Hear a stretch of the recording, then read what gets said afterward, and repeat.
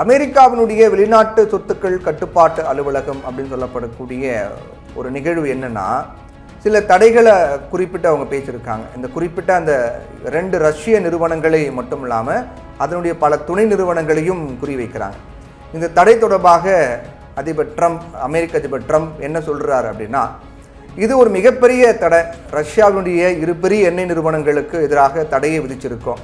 அதே நேரம் இந்த தடைகள் ரொம்ப காலம் அமல்படுத்தக்கூடிய சூழல் ஏற்படாது அப்படின்னு நம்புகிறோம். போர் சீக்கிரமாக முடிவுக்கு வரணும் அப்படின்னு எதிர்பார்க்குறோம். போரை முடிவுக்கு கொண்டு வர இதுவே சரியான ஒரு நேரம் அப்படின்னு நான் நினைக்கிறேன் அப்படின்றாரு அமெரிக்க அதிபர் ட்ரம்ப்.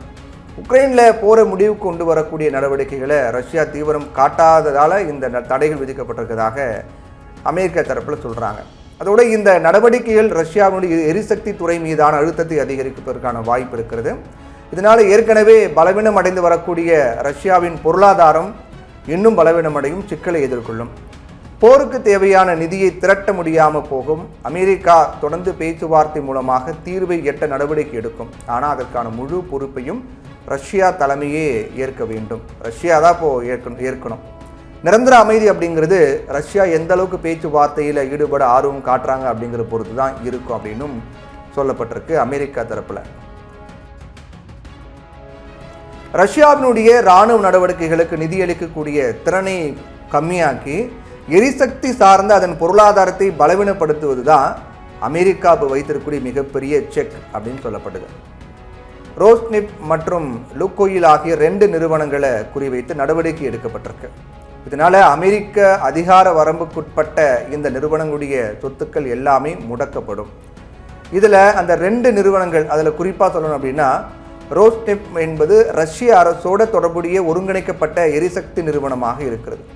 இது எண்ணெய் ஆய்வு, சுத்திகரிப்பு மற்றும் சர்வதேச பெட்ரோலிய விற்பனையில் நிபுணத்துவம் பெற்றதாக இருக்குது உலகளவில். அடுத்து லுக்கோயில், அதை பார்த்தோன்னா இது ரஷ்யாவில் இருக்கக்கூடிய ஒரு தனியார் பன்னாட்டு நிறுவனம். இது ரஷ்யாவில் வெளிநாடுகளையும் எண்ணெய் மற்றும் எரிவாயு சுத்திகரிப்பு, சந்தைப்படுத்துதல் மற்றும் விநியோகித்தலில் ஈடுபட்டிருக்கு. இந்த 2 நிறுவனங்கள் மட்டும் இல்லாமல் இதன் துணை நிறுவனங்கள் மீதும் நடவடிக்கை எடுக்கப்படுகிறது. இதனால் இந்த 2 நிறுவனங்களும் 50% அல்லது அதற்கு மேற்பட்ட பங்கை எந்த நிறுவனங்களை எல்லாம் கொண்டிருக்குதோ அந்த நிறுவனத்துக்கும் இந்த தடைகள் பொருந்தும் அப்படின்னு சொல்லப்பட்டிருக்கு. இதுதான் ஒரு மிகப்பெரிய ஒரு செக்காக ரஷ்யாவுக்கு வைக்கப்பட்டிருக்கு. ஏன்னா ரஷ்யாவை பொறுத்த வரைக்கும் அமெரிக்காவுக்கு ஈடாக ஒரு பெரிய நாடாக இருக்கலாம், வல்லரசு நாடாக இருக்கலாம். ரஷ்யா பொறுத்த வரைக்கும் ஆயுதங்களாக இருக்கட்டும், போர் தளவாடங்கள், இராணுவ கட்டமைப்பு எல்லாமே பலமாக இருக்கலாம். ஆனால் அமெரிக்கா மற்றும் ஐரோப்பிய நாடுகள் கொடுக்கக்கூடிய அழுத்தம், பொருளாதார தடைகள்ங்கிறது ரஷ்யாவை கொஞ்சம் கொஞ்சமாக பலவீனமாக்கிட்டு வருது.